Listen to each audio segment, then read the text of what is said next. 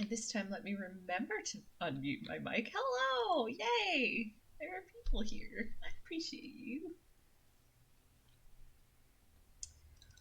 Hi, so for anyone who has not previously watched me play this game, I frequently will pull it up and let the opening play since it's a, why is it not opening? Oh, there it is.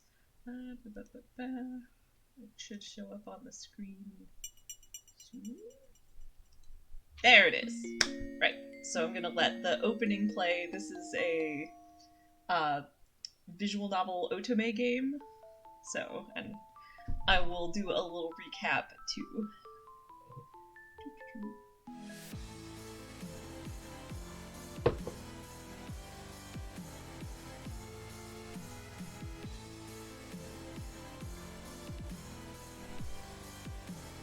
I actually really like the opening song. So that's our main character.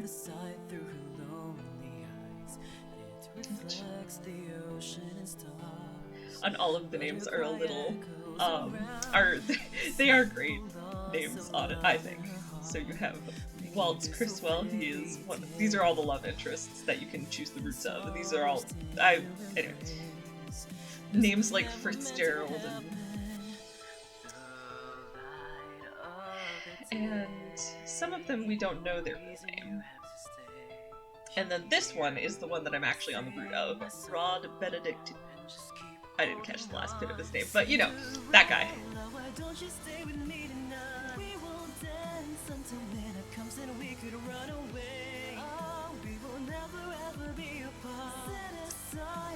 And these are all images, nice images from the roots.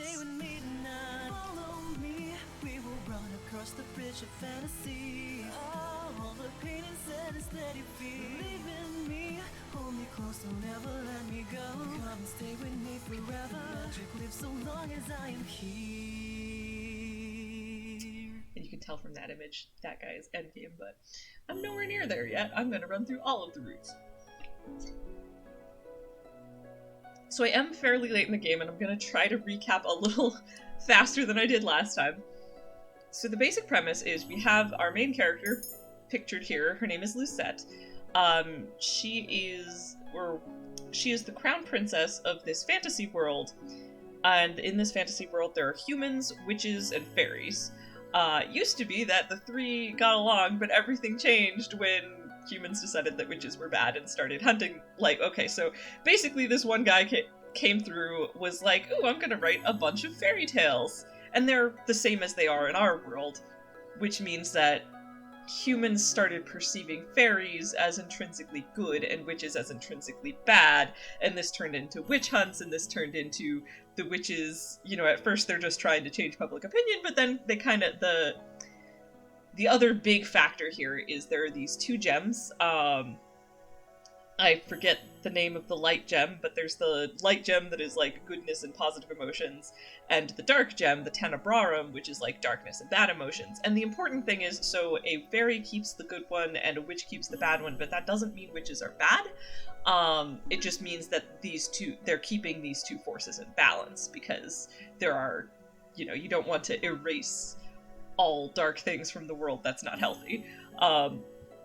The problem with being the Tenebrarum bearer, though, is that whoever is the person who's actually in charge of the crystal can quite easily be influenced by it.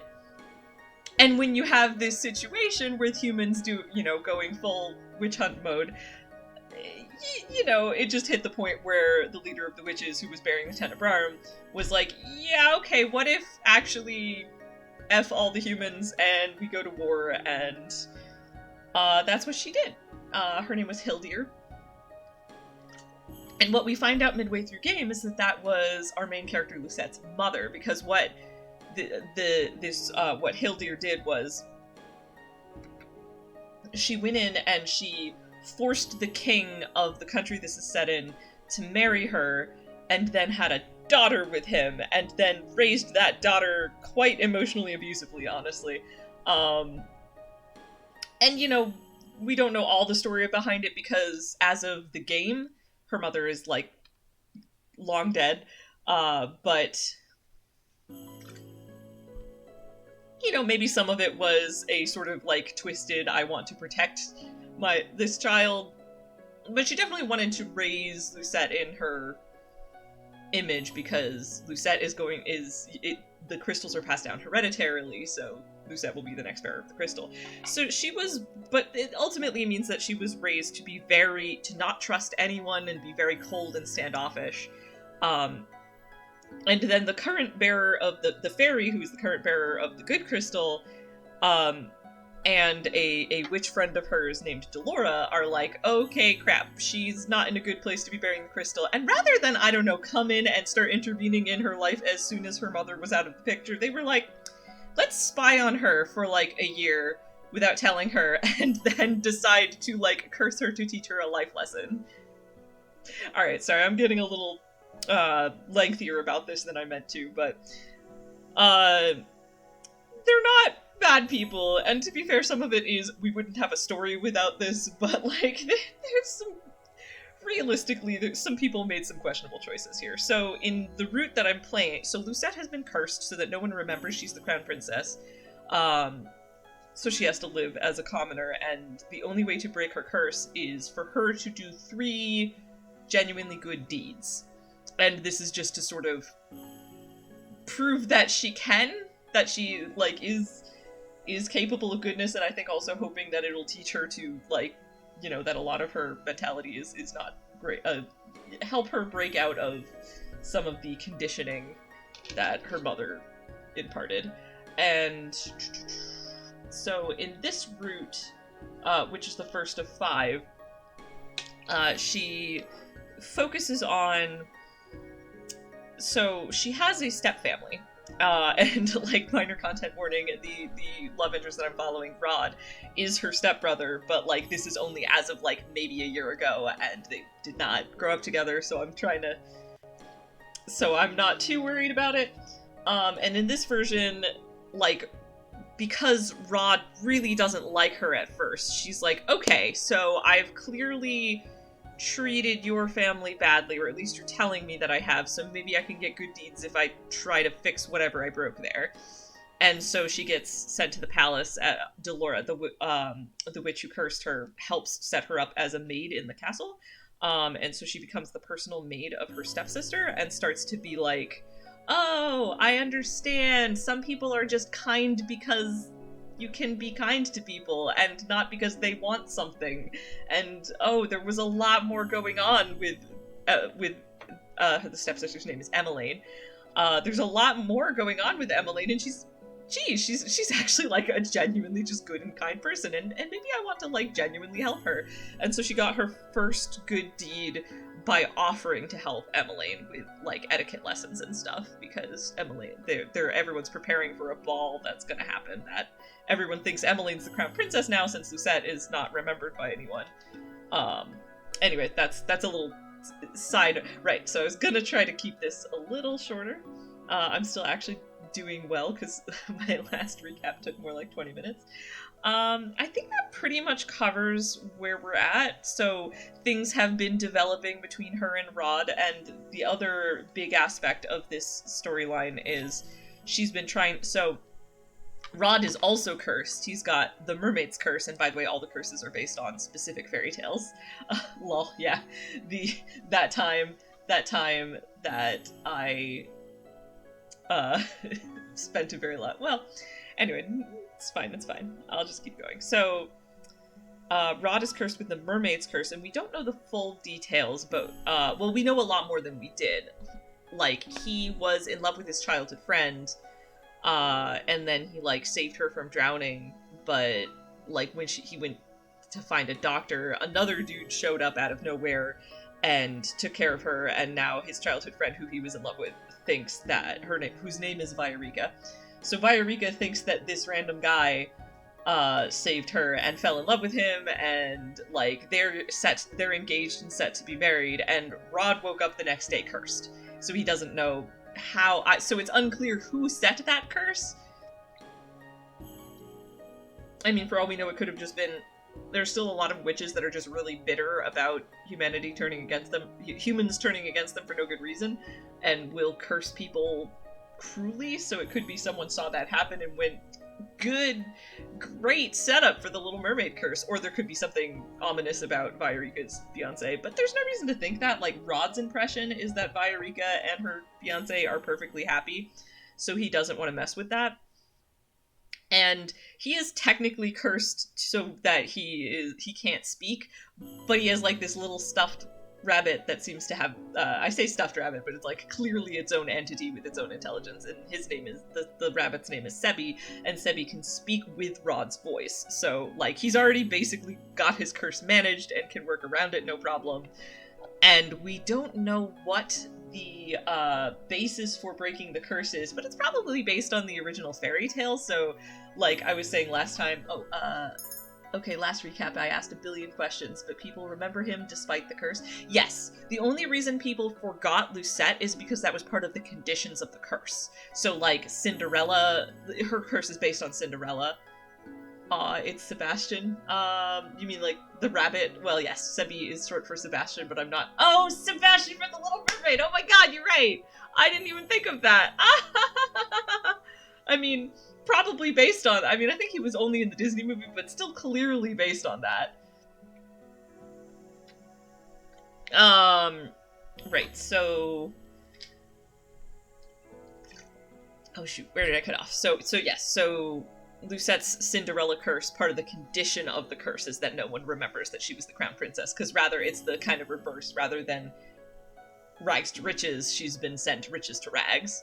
The exceptions are people, fairies, witches, and people who are also cursed will remember who Lucette really is, because that's just how it works. So Rod's curse, the only aspect of it that we're sure of is that it means that he cannot himself speak. And so there's no element of anyone forgetting him. And we also know that, no, shoot, I totally messed up, sorry. And also sorry to anyone watching this later, I have just remembered a factor that was introduced in the last chapter where I said, we don't know how he got cursed. That's a lie. We know exactly how he got cursed. We know exactly the scenario. Gosh, I feel really silly. Sorry, Viorica's random fiance, for maligning him. Rod was so stressed out by that event and was so jealous about Viorica falling in love with this new guy at first that he went to a witch. And he was like, Viorica is in love with this guy because she's dreaming of the fairy tale scenario in which, you know, the commoner girl gets to marry the prince. So what if I was a prince? And so he goes to a witch. Oh gosh, I feel so silly that I'd forgotten this. That's fine. So Rod went to a witch intentionally and said, make me a prince? And the witch was like, alright, here you go, you're cursed now. And by, like, the way I could, so I guess the witch may not have even been intentionally malicious about it. They might have just been like, well, here's what you asked for, here's the penalty. But we also don't know for sure. He also could have, the witch could have intentionally made the curse harsher than it needed to be. Unclear.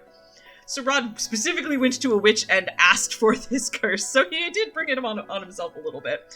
And what happened was the witch, the way the witch made him a prince was, Lucette's father, the king, had been in love with this woman, Ophelia, who is Rod's mother, and had actually been, like, the way Lucette's mother had convinced her father to marry her was by threatening to kill the woman he actually loved, which was Ophelia, so he'd been, like, looking for her. And so basically the witch just made it so they found each other. And then as soon as the king found Ophelia, he's like, oh, right, hooray, the woman that I loved in the first place, who is also unclear, I guess, she remarried, obviously, because Emmeline and Rod are her children from a different father. And I guess that their father must have just passed away or something. And so then the king marries Ophelia, and now Rod is a prince, but then he later realized, oh, no, Viorica's genuinely happy with this guy, and they seem really happy together, and this was kind of shitty of me, and now I don't want to get in the way. And we're also theorizing that maybe the way to break the curse is, I'm assuming based on the original story of The Little Mermaid, the way to break the curse is either A, the person you love falls in love with you back, or B, you kill the person you love. Because that's how it went in the original fairy tale. And so he has decided that staying cursed is better than breaking the curse, and I assume it's because he considers both of those options to be understandably terrible. Yeah, stabby stabby, exactly. Like, so he's already stated, like, he doesn't want to get in the way of his friend, like, the girl he used to be crushing on. He doesn't want to get in the way of her happiness. And he obviously doesn't want to kill her. We don't know for sure that the other option is killing her, but he's been really tight-lipped about the curse with people and not been willing to tell people how he could break it. He's just said, I'm not willing, like, it's not worth the cost, I'm not doing it. So meanwhile, Lucette and Rod have been getting a lot closer, so I'm really hoping that the way we actually break this is Rod falls in love with Lucette instead, who then falls in love back with him, and then bam, that's the curse condition.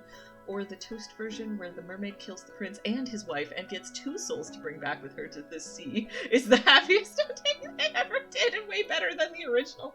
Oh, well, that assumes the sort of vicious mermaid thing. Oh, gosh. But yeah.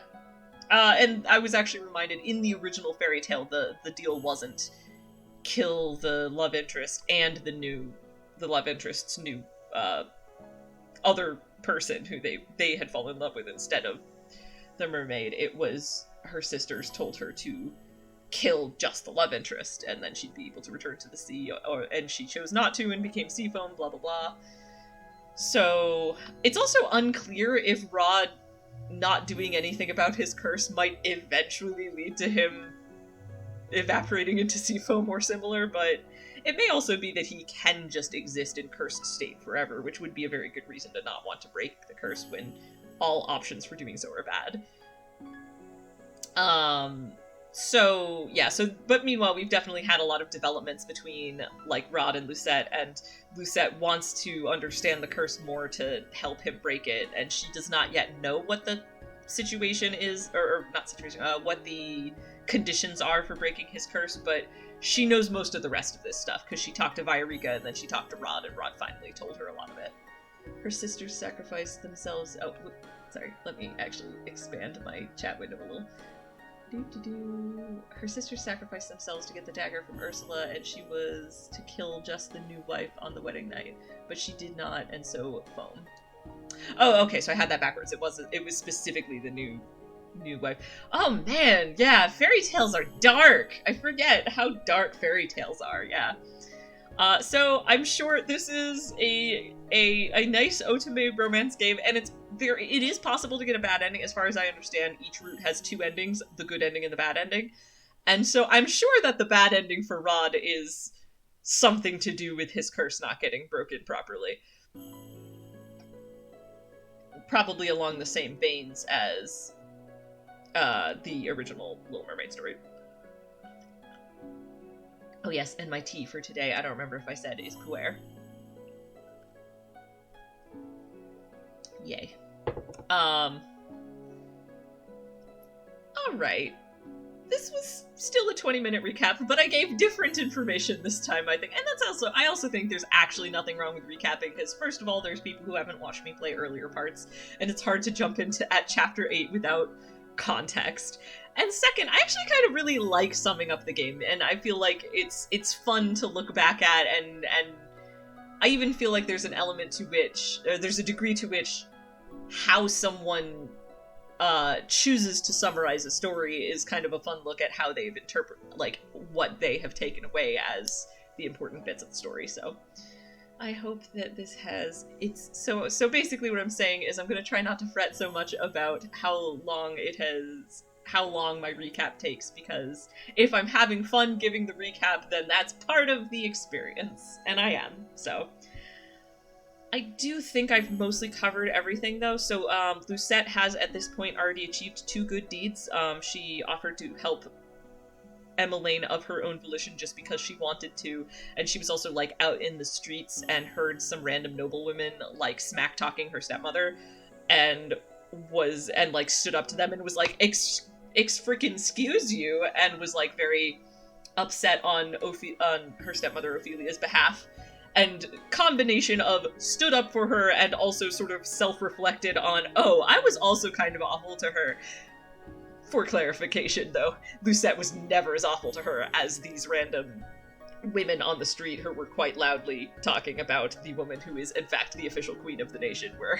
So, the scale was different, but I think there's validity to Lucette realizing that she was unfair to her stepmother, and I think that combined with the standing up for her and telling off these noble women was the conditions for this is a good deed, and thus the curse being. So she is one good deed away from completely breaking her curse, and so in fact, in some ways, the like bigger factor of this. So this is chapter 8. There's a total of 10 chapters. So 3 chapters to go, including this one. So some of the bigger story factors right now include, like, so how does one break Rod's curse? And there is a choice indicator when you make a choice that tells you if you made the right choice, and since I only want to see the good endings, I have made all of the good choices, so when we do get to chapter 10, I should be able to get the good ending, so look forward to that. And also, I'm in general, just for reference for anyone who hasn't previously been watching me, my plan is to go through and play every single route, so this'll take me a while. I'm doing it on a weekly basis, and I'm doing about a chapter a week, so I'm on Rod's route now. Once I finish Rod's route, I'm gonna go back, and I'm probably gonna start from the prologue, which I'm hoping will help, so anyone who wants to come in from the beginning and not just get the lengthy recap can start there, and I assume each route's going to be a pretty different story in terms of, like, for example, the next route is going to be Karma, who we don't know, the one from the opening with the red hair, and Karma has no connection to the palace, so presumably there will be, like, whereas Lucette has spent this whole route in the palace, and, like, getting to know her stepfamily and all that, I imagine, like, for example, Karma's route will have probably very little to do with the palace, but I don't know yet, because I am playing the routes in the recommended story order, which is, like, you know, from least to most, meta plot spoilers, so I also assume that this route is going to leave us with a bunch of unanswered questions, because there are a lot of, like, side characters, so we also know, the other thing that we do know is that there is someone potentially dangerous at the palace, like someone else who has, like, fairy or witch magic and possibly wishes Lucette harm, so she's been told to be very careful. Oh, and one other factor I did forget, people are starting to notice that Lucette, the personal maid of Emmeline, has been hanging around with the Prince Rod, and people are getting suspicious of that connection, and correctly so. When I say suspicious, I mean people think that, like, a romance is blossoming there, and they're not wrong. But Rod and Lucette are both very tsundere archetypes, and so neither of them are anywhere near being willing to admit that they are starting to catch feelings for each other. It's actually very cute. Right, so also, absolutely, if at any point while I'm playing this you have any questions about story stuff, I am happy to answer anything. I feel like I've given a pretty solid recap, so I'm gonna plan to jump into the chapter, and, like, I will be keeping an eye on chat, so feel free to jump in with any questions, or any comments as usual. And with that, unless anyone else has any questions before I start, I'm gonna jump into chapter 8. Alright, so I always like to do this thing where I, like, go back so I can see the title card. Chapter 8, The Ball. It is the day of the ball, and I am waiting for Emmeline to finish her last dance rehearsal. The lesson was over an hour ago, but Emmeline remains here to continue practicing the steps. Meanwhile, I am preoccupied with thoughts of Rod's curse. Lucette, thinking to herself. I cannot believe that Rod traded his voice for a title, so the reason the king was able to find Ophelia was because of Rod.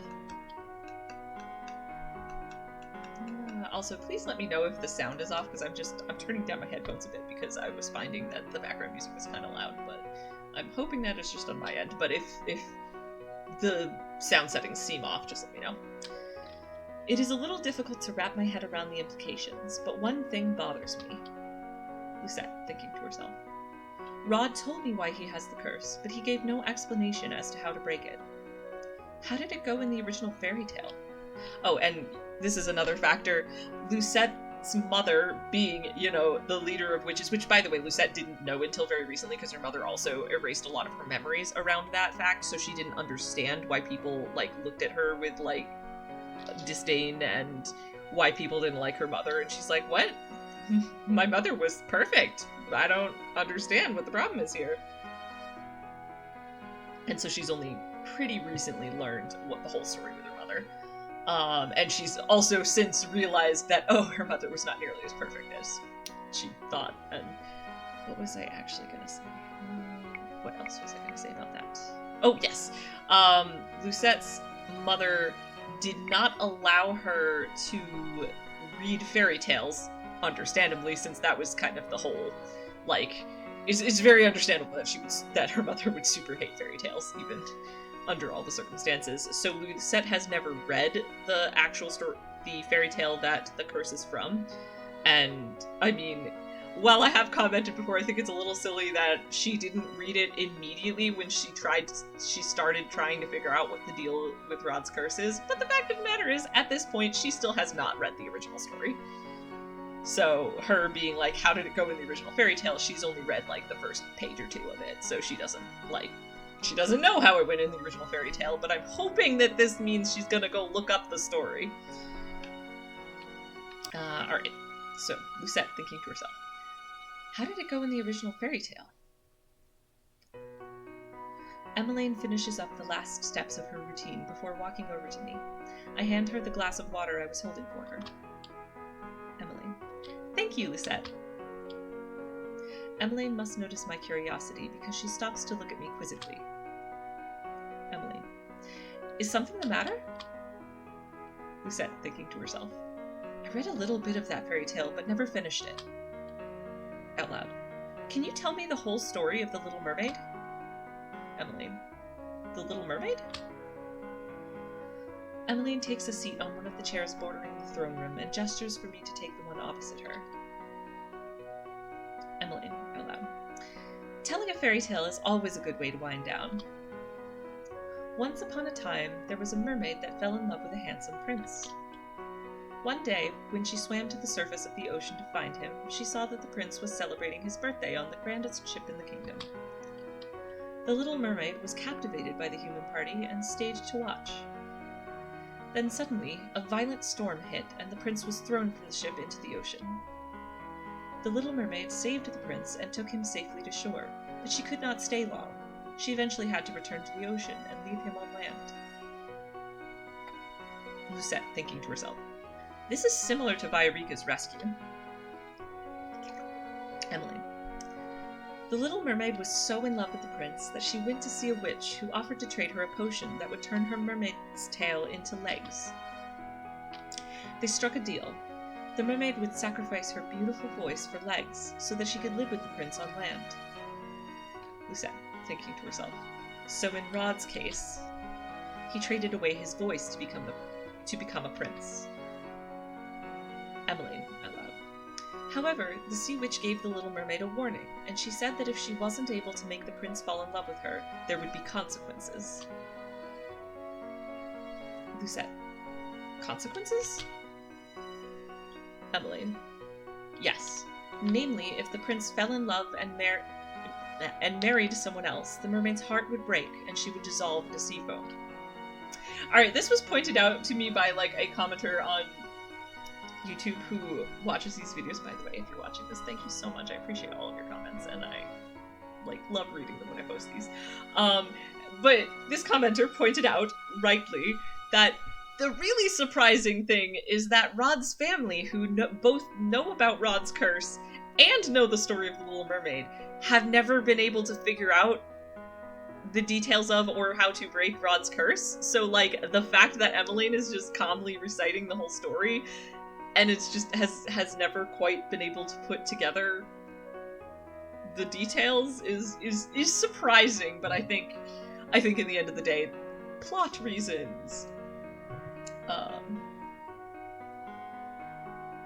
I also like this because then we get the definitive. First of all, it's helpful for the audience because you can't automatically assume that everyone who is playing this game is gonna know the whole fairy tale. So I'm really glad that we have like Lucette not knowing the fairy tale makes some sense, and having someone tell her the story so we know for sure which version the game is working off of. And this is also helping to clarify my memory on the factor. So yes, so if the prince fell in love with it and marries someone else, the mermaid's heart would break and she would dissolve it to see him. Lucette, shocked. I cannot help but recoil. My expression must betray my horror because Emmeline quickly shakes her head. Emmeline, out loud. There's no need to be worried. Rod has said that his curse is different from the fairy tale. Lucette. And you believe him? Okay, to be fair, if Rod was intentionally misleading his family, that actually does make sense to a degree. Like, I mean, while they could make guesses, like, there's only so much they can do if they come to Rod and say, hey, if Emmeline goes to Rod and says, hey, is this... Oh, also, have you met people? We also do things like hover our mouse pointer over a button and proclaim to not see it. I am not surprised at all that they haven't put it together. That is fair. And okay, so not only sometimes people just miss really obvious things, it's just a thing that happens, but also I'm willing to like give some slack for like if Emmeline goes, oh I wonder if it works like this because the fairy tale works like this, and then goes to Rod and says, hey, does it work like this? And Rod says, what? No. I mean, Emmeline is a trusting sort and would just believe him. I assume. So, Emmeline shrugs helplessly as she puts down her now empty glass of water. Out loud. The fairy tale curse always twists the original fairy tale, right? Besides, it's not as if Rod traded his voice for legs, and I've never heard of a cursed person that dies because they cannot break their curse. Oh, and now meetings will bye. Thank you for sticking around. And yeah. And yes, sorry, I was just losing my train of thought, but like, I know that last time you came back and watched the rest, and I hope that you will consider doing that this time as well. It's a super fun game, and I love playing it, and I'm glad that other people are like seeing me play it and enjoying it as well. Alright, so Lucette thinking to herself. That may be true, but Emmeline does not know what Rod traded his voice for. She does not know that he did it to become a prince for Viorica. Rod is already hiding things from her. Is it possible that Rod will die the day that Viorica marries Desmond? Later that day, I find Rod in the dining hall. He appears to be inspecting the seating arrangements for the night's banquet. He glances up briefly to look at me before turning his attention to the placards with the guests' names on them. Rod. What is it? Lucette. I've been looking for you all morning. I'm distracted from what I am about to say when I notice Rod switching the position of two placards. I frown as I catch the name on one of them. Lucette, thinking to herself. He is moving Viorica's place at the table. Is he trying to make sure she sits as far away from him as possible? Rod. Surely you have better things to do than stay in here. Lucette. What happens if you cannot break your curse? Rod's movements stutter before he shakes his head sharply. Rod. That is something you do not need to know. Okay, so this is a choice. So we're gonna go in and do my usual. So as I said, I really am only interested in seeing the good ending, and since this game has a choice indicator, I always save before I make the choice so I can go back and replay, and I will, so I can, and I will if this happens, go back and replay from the choice if it turns out I picked the wrong option. Especially since a lot of times I'm not 100% sure which one makes more sense. Last chapter, I feel like I was really on top of this, and I made really good guesses as to which was the better choice. But, like, right here... So I have previously been advised that one of the best things to do is try to pick the option that makes the most sense for, like, Lucette with her personality and all that. And if I do that, I feel like it makes a lot more sense for Lucette to get angry at him. And that's also a thing where that's been helpful for them, like, because, you know, especially with the working around, we both have this tsundere personality archetype. Both they have had arguments that are not real arguments and are instead actually just very cute banter, and also sometimes when one of them gets upset, the other one gets upset back at them, and then that makes their, and then they sort of forget to hide their real thoughts and will speak their mind. So due to those reasons, I am leaning towards get angry at him, but at the same time, my instinct is like, it's not entirely fair to get, I don't know, I am not a person who gets angry at people, so I don't know that my instinct is going to be as helpful here, but, I think that I won't be surprised. I'm choosing it because I think there's a good chance that it's the right answer, but if it turns out that it's not and I need to go back, I won't be too surprised, because I do think that there are downsides to the getting angry, but I also don't know how effective pleading would be. I don't know how effective either of these would be. So, alright, that's my logic behind why, because anger is sometimes helpful with both of their personality sets, I'm going to try the get angry option. Rod's coldness grates at me, and I find myself snapping at him. Lucette. What is wrong with you? Rod. Excuse me? Lucette. All I am doing is trying to help you break your curse, but you are acting as if my trying to help you will only make things worse. Rod. No, I am only insisting that I do not need your help. Lucette. We are partners, Rod. I know it doesn't seem to mean much to you, but it means something to me. Quick note on that. They are partners in that they agreed that they're going to help each other break their curses. Or Lucette was told that it is common for cursed people to partner up to help each other with breaking curses, and she sort of mildly strong-armed Rod into agreeing to help her, and now, but once they did get to that point and he agreed, she's like, alright, we're partners now, so I'm gonna help you too. Actually, I wonder if helping him with his curse will be her last good deed. That would be kind of cool. Anyway. Oh, she intentionally softened her tone. I see. Alright. I feel like I read that with still the very, like, snappish tone, so I'll reread that. So, Lucette says, we are partners, Rod. I know that doesn't seem to mean much to you, but it means something to me. I intentionally softened my tone when I realized that I have been shouting at him. Out loud. You should let me help you. Rod. What for? Just because you've somehow managed to get 2 good deeds on your own doesn't mean you can help me at all, Lucette. Frustration courses through me as I clench my hands into fists. Thinking to herself. Why must he be so stubborn? Is he so certain I will not be able to help him at all? Lucette out loud. Emmeline told me the story of the Little Mermaid. She said that the mermaid dies if the prince marries someone else. Rod, when Viorica marries Desamond, will you...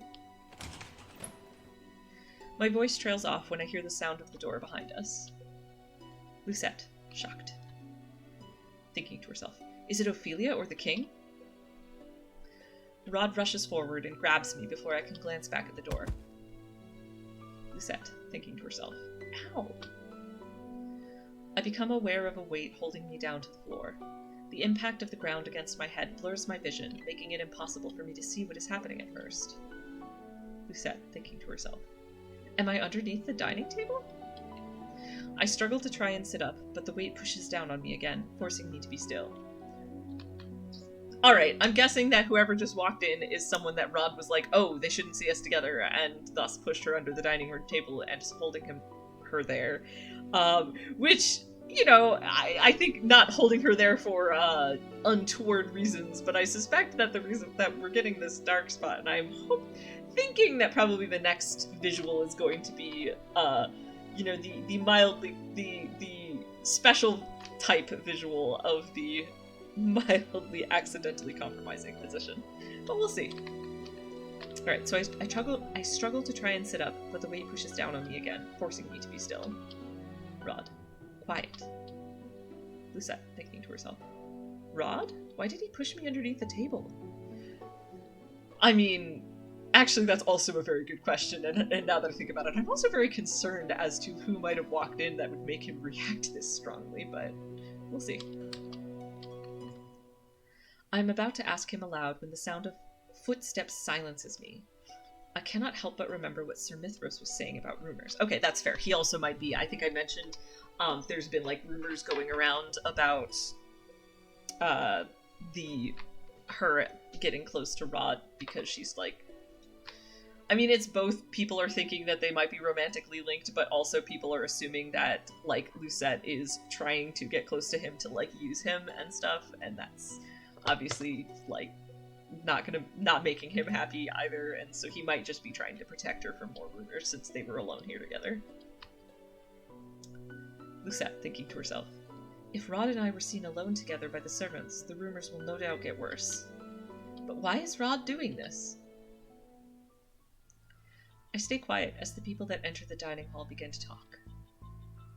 Voice. How strange it is for this place to be empty at this time of day.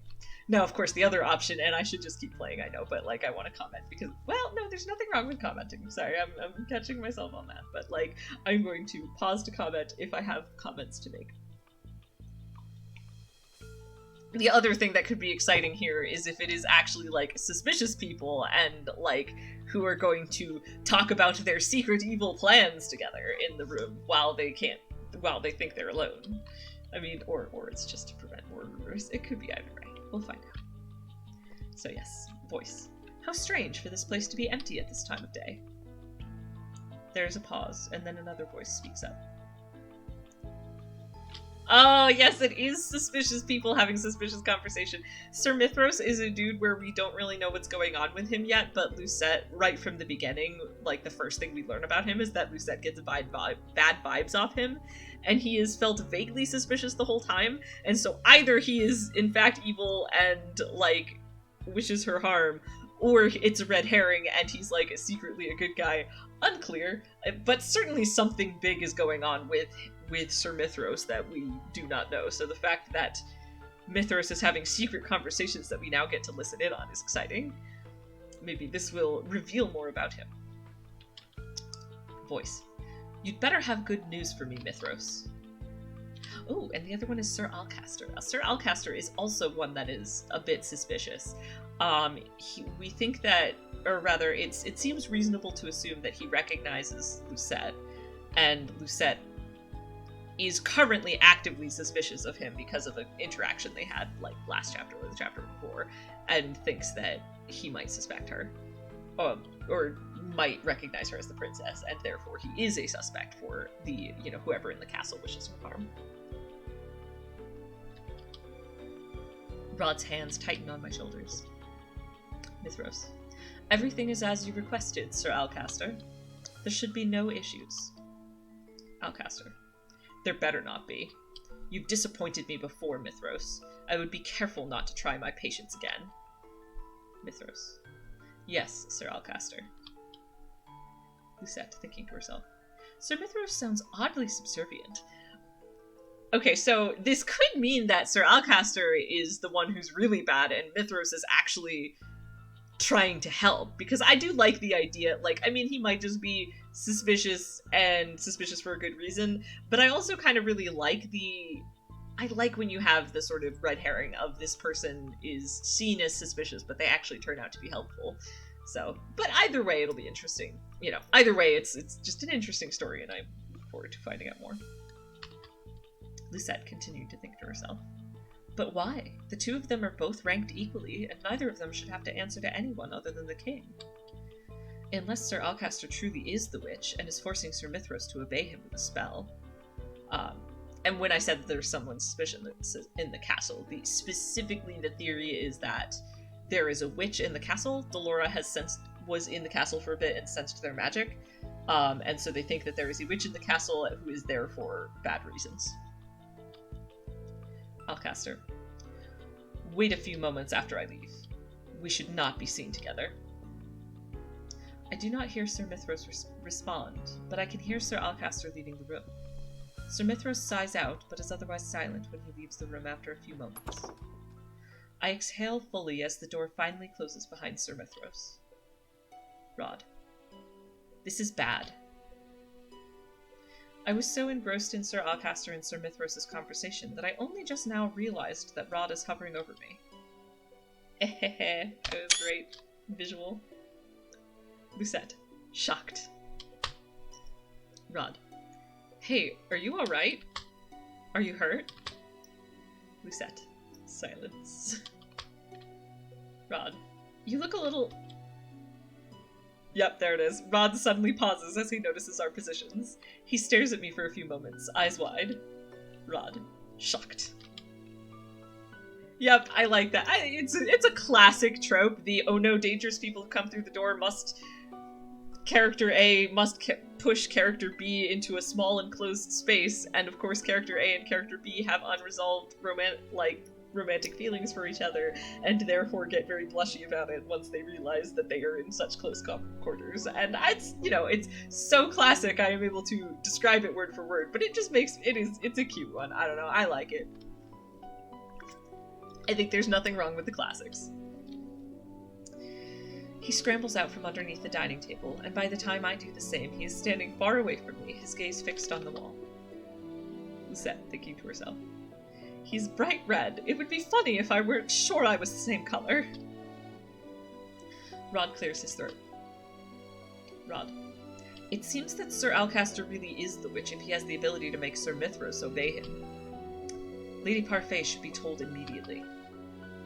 Lady Parfait is the fairy who is the keeper of the other crystal. Rod turns on his heels to leave the dining room. Lucette. Rod, wait. Rod. What? This is urgent, princess. I can't just... Lucette.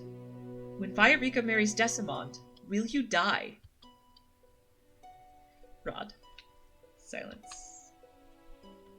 Rod pauses for a moment, but I can tell from his pained expression that he will not speak. Oh shoot, oh no, it sounds like that is the answer. He was just gonna let himself die? Really, buddy? Okay, well, I'll comment. But it's fine. Lucette will now know, and everything will be better, hopefully. Alright. Sebi. You're running out of time, Rod! And to clarify, Sebi also can speak for himself, and it's very clear when it is Sebi speaking for himself and not speaking for Rod. Because it's shown differently, and it's said that he has a high-pitched voice. So I do put on a voice for Sebi, which I think is cute. I think Sebi is cute. But yeah, Sebi has his own Sebi is not just a stuffed animal. Sebi is obviously someone a fully sentient entity of his own, with his own thoughts and feelings and stuff. I'm not sure exactly what he is, other than an enchanted stuffed animal, but anyway, point being, it's clear that Sebi cares a lot about Rod, and so has been both really shipping Rod and Lucette and trying to help matchmake a little bit by occasionally sharing Rod's very loud true thoughts in moments where it's kind of cute, but also has been encouraging Rod to speak up about his curse and the issues related to it. So my eyes flit between Sebi and Rod. Oh, and the other thing I forgot to mention, Viorica and Decimond's wedding is set for I think a couple days after the ball, maybe the day after the ball, I don't know. Very short period of time from now. Lucette. What does that mean? Rod. Nothing. He turns away from me once again and starts walking away. Lucette. Running away solves nothing, Rod. Rod, you're one to talk. Telling you about my curse won't change anything. The outcome will always be the same. I don't understand where he's coming from with you're one to talk. Like, what does Lucette tend to run away from? I mean, she was... The only times I've really seen her run away from things is when, like, early on in the game when she was running away from the concept of people being kind, but that was because she was taught not to trust it. Like, so what do you mean she's one to talk? Okay, fine, other than the fact that she's also kind of tsundere, and so she I don't know that she runs away from her feelings. She just has trouble being honest with herself and others. Anyway, Rod says, and I think he's wrong, but he says, telling you about my curse won't change anything. The outcome will always be the same. Leave it alone, Lucette. It's for the best. I cannot help but get mad at Rod's dismissive tone. I move towards him, frowning. Lucette. How can you say something like that? You're not the only person that will be affected if you keep refusing to do anything to break your curse. Can you imagine what your death would do to your sister? To your mother? Losing you would destroy them. Rod's face is suddenly inches away from mine. He places his hands to the wall behind me, caging me in. Oh, does he just do the kabe-dan? His face is flushed with anger, but the look in his eyes is tormented. Rod. My family has been dealing with the consequences of my actions for the majority of my life. Don't think that I don't know what effect my curse has on the people closest to me. Besides, I don't want to involve you in this too. His voice is a whisper, but I can still hear his words. Lucette. Rod. Rod pushes away from me and stalks off as I stare after him. Lucette, thinking to herself. He says that, but then he still does nothing to try and break his curse. I do not understand him at all. What is stopping him? Yeah, at this point, absolutely, I gotta assume that it was... His answer is kill Viorica and or Decimond, or die. And I get why he's like, well, that's not an option. And I mean, I guess technically the other option would be to, like, let's just assume that it's all as it is in the fairy tale. The other major option then would be break up Viorica and Decimond and try and get Viorica to fall in love with him. But, like, it's pretty clear that that was not going to work, so I respect that he's not even trying to do that, because that just seems like it'd be, like, really messy, and I appreciate that.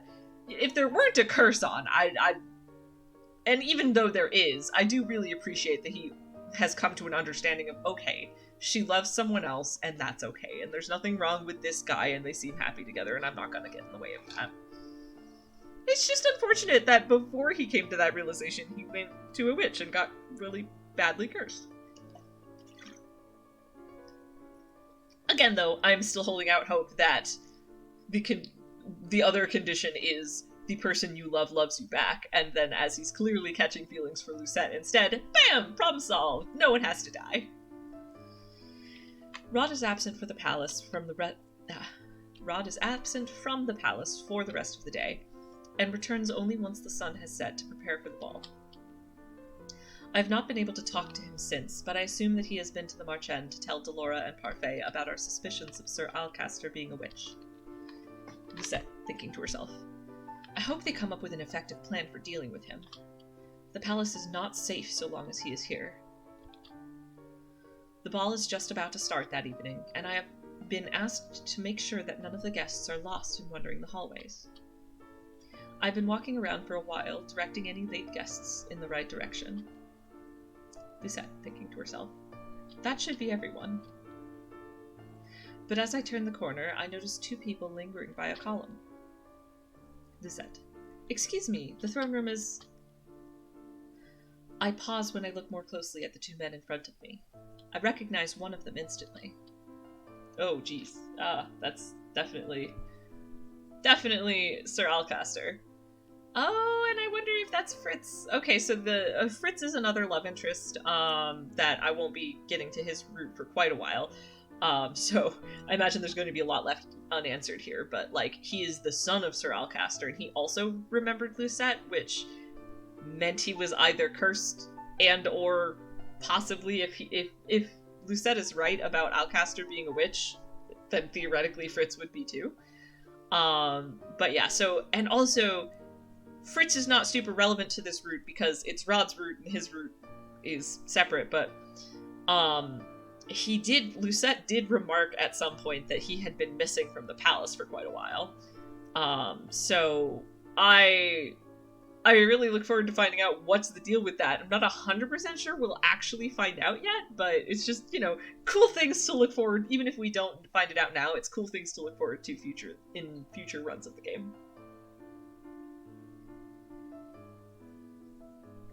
Oh, and also the reason I'm guessing it's Fritz is mostly because of the eyes. His hair is normally white, so...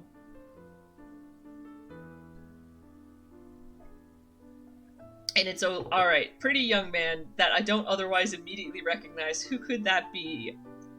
Very probably Fritz with dyed hair. Alcaster. Ah, Lucette. Sir Alcaster gestures me towards him, and I approach warily. Alcaster. This is Varg. He is one of the guests for the ball. Varg sweeps aside his cape as he bows, and I curtsy and dip my head to hide my expression. Lucette, thinking to herself. I have not heard of a Varg, and why would he be bowing to a mere maid? Also, why is he wearing such an elaborate costume and mask? This is not a masquerade ball. If Varg is an acquaintance of Sir Alcaster, there is no telling what or who he truly is. Alcaster. Varg is one of the suitors for Princess Emmeline. Would you please escort him to the throne room? I will be along shortly. I mean, there is also the possibility that that is somehow not Fritz and it's like a totally different character that we just don't know yet. Who is probably also related to Sir Alcaster, but I think it's more likely that it's Fritz. But... Or maybe he has, like, two different, well... I think I don't know nearly enough about this situation to do a whole lot of theory crafting yet, so I will hold off and I'll keep going. Lucette, thinking to herself. Varg's politeness is even more suspicious. Out loud. Of course, Sir Alcaster. I meet Varg's gaze briefly, and I cannot help but frown at the way he is smirking at me. Lucette. This way. Varg and I make our way towards the throne room. I cannot help but feel wary of the fact that he is following behind me where I cannot see him. Varg. If the maids are this lovely, the princess must be truly beautiful. Lucette. Silence. Varg laughs and I grit my teeth at the sound. Okay, I will say that this guy is behaving nothing like Fritz, so if it's actually Fritz, he's either putting on an act or possibly has multiple, he could have some form of multiple personality or body sharing or something like that. Or again, he could be pretending, or again, I could be totally wrong and this could be a totally new guy. Varg. What? It was meant as a compliment. Because, again, Fritz is not usually nearly this kind of asshole, usually. There's no need to... Oh, right, so, Varg, let me start over from the beginning of his statement there. Varg. What? It was meant as a compliment. There's no need to look at me like that. I might be reading that more smarmy than it needs to, but the comment itself is quite smarmy, so I regret nothing. Varg looks at me curiously. Varg. Are the maids not allowed to speak in this palace? Lucette. I have nothing to say. Varg. Not the most cheerful person on staff, are you? Thankfully, the doors to the throne room appear as soon as we turn a corner, and I do not have to come up with a response to his words. Lucette. We are here. I gesture towards the throne room and move to leave, but Varg's voice stops me. Varg. You should at the very least escort me inside and introduce me to the princess, don't you think? Isn't that what a maid should do? Lucette, thinking to herself. Technically, that is the announcer's job. But Varg came so late that he probably already missed the introductions. Varg. I wouldn't want to think badly of any of the servants at the palace. I take a deep breath to calm myself down before turning towards the doors. Lucette, follow me. I can tell the moment I step into the room that the official introductions have already passed. Most of the guests have already begun to mingle and scatter across the throne room as the band sets up. No one notices when I walk into the throne room in front of Varg. Lucette, thinking to herself, I do not trust Varg, not if he is associated with Sir Alcaster. Yeah, I am also, regardless of his true identity, not trusting Varg as he is, because he's real smarmy. Lucette, thinking to herself, I might have time to warn someone about him while he is distracted. But who? Oh gosh, okay, so here's another choice, and this is very difficult. On the one hand, it's Rod's route, and, like, it makes sense, and I feel like, you know, turning to Rod for help with things like this, Rod will more immediately be tuned into, oh, and, like, we'll be able to catch on to Lucette's warning more quickly, and also, like, you know, there is a certain degree of, like, relying on him for help is quite valid in his route. But on the other hand, I feel like Emmeline needs to know more, because I would really hate for Emmeline to be like, oh, and, like, really like Varg, and then have him, you know, turn out to be as much an asshole as his smarminess is kind of indicating, and so, like, maybe I will be wrong. Oh, shoot. Oh, gosh. Sorry, I just remembered. I don't think I ever saw the right choice indicator on that earlier choice, and now I have saved. Shoot. I forgot to look for it. Alright. I very much apologize for the inconvenience, but I can make this go very quickly. So I've just saved there, so if for some reason this seems like it's taking too long, I won't do it. The thing I'm going to do is I'm going to load from the beginning of Chapter 8, because I just overwrote the other save. And I'm going to fast forward to the first choice. I'm going to pick the other option. I'm going to see if the right choice indicator comes up, and then as soon as it does, I'm going to fast forward again, which should bring me to this choice. So this is backtracking a little, but it shouldn't take too long, and it is... So I apologize, but it is important to me to make sure I'm picking the right answers. And the game has this convenient skip function, so... And I mean, I really hope that I'm not just forgetting the right choice indicator having come up, but we'll quickly find out. And if I am, and if this is just because my memory is bad, then we'll find out and I'll fix it again. Alright, so I am going to reread this scene. By the way, I think you should totally warn Emmeline. Yeah, that's the one I'm leaning towards. I'm gonna do that, and then if it turns out to be, if it doesn't give me the right choice indicator, I will go the other one, but I'm gonna go with my instincts and warn Emmeline. But first, we're gonna replay this little scene. So this is from much earlier when Lucette was trying to get Rod to admit to whether his curse meant that he was gonna die when Viorica marries Decimond. And the options were get angry with him or plead with him. And for the life of me, I cannot remember if the right choice indicator showed up after I chose get angry at him. But I feel like I normally notice when it does, which makes me think it didn't, and I just didn't notice it at the time. So I'm going to try option plead with him, and we'll run through until scene transitions, and as soon as I hit a right choice indicator... I know, right? Like, I liked get angry with him better than plead with him, but plead with him... I mean, to be fair, like, please tell me if you're dying or not is arguably pleading. So yeah, this is the context is Lucette has asked, what happens if you cannot break your curse? And Rod is...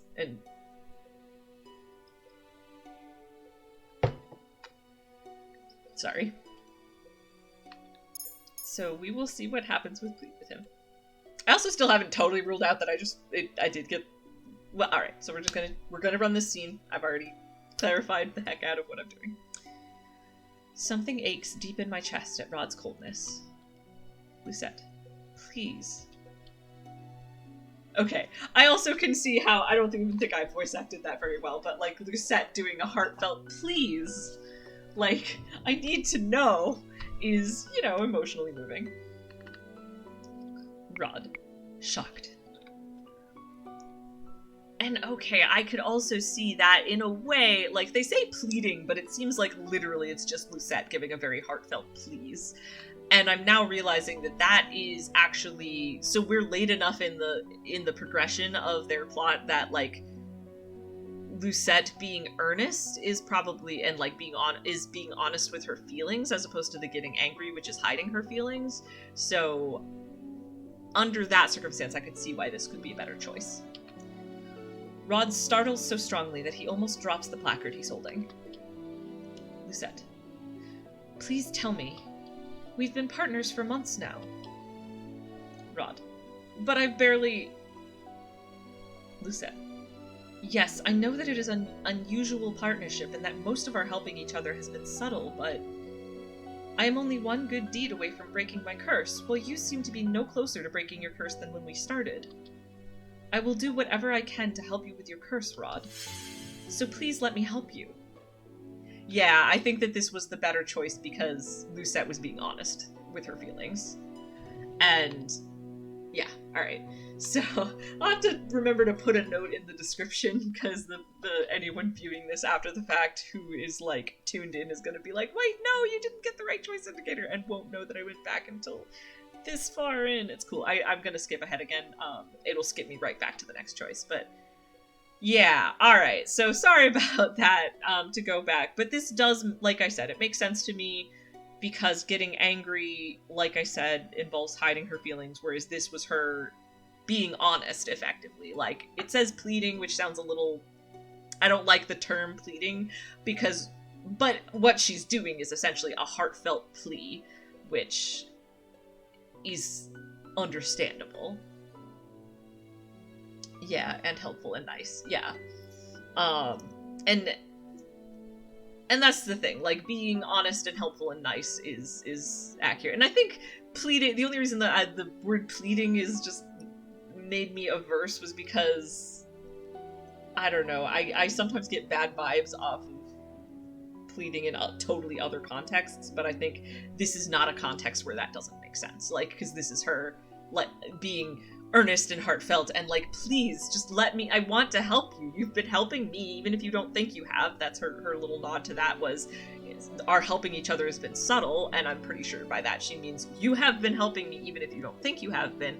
I want to help you, please let me. And yeah, under that circumstance I can understand. So yeah, so scroll all the way back. Instead of getting angry at him, which was an interesting scene, and now we've gotten to see both scenes, we instead have Lucette being like, just please, I just want to help you. And then it should, after this, I think the next scene will be the same. But I'm not sure, so I'm gonna go just a little further. Silence falls. Moments later, Rod sighs and looks away from me. Some unspeakably sad emotion shines through his eyes. Rod. Even if I wanted your help, Lucette, there's nothing you can do. Yeah, this is different. I'll keep going until we catch something that is the same. Dread settles in the pit of my stomach at Rod's words. Lucette, thinking to herself. Could I be right? Will Rod actually die if he does not manage to break his curse? Emmeline told me the story out loud. Emmeline told me the story of the Little Mermaid. She said that the mermaid dies if the prince marries someone else. Alright, this is where it picked up. Yeah, I'm sitting here and I'm like, I wonder if I actually want to, like, edit this video for posting, but maybe I will at a later point. At some point, I may take on the project of, let's edit this whole thing, so this whole series, so it runs a little smoother as, like, equivalent to a Let's Play. And if I do that, then I will definitely change the order of this so that I go back right after that. That's fine. Thank you, and I'm sorry if I have fewer viewers now. I'm so sorry if I drove anyone away by... I think it was mostly my friends, though, so it's probably people are just busy, so... So, right, so... I'm gonna stop apologizing and I'm gonna just move forward. this was important to me, so I went back and I fixed it, so she made the right choice. So she made the choice that gave me the right choice indicator, which makes a lot of sense. So instead of being like, fuck you and the horse you rode in on for not letting me help you, she's like, please let me help you. And they're both really sad when he says, but no. I had a meeting and tuned back in just in time for the retcon. Oh, yes. Fair enough. Alright. Well, I do probably plan to post this video as is, so I don't think I want to have people sit through a rehash of the entire next scene between here and the next choice.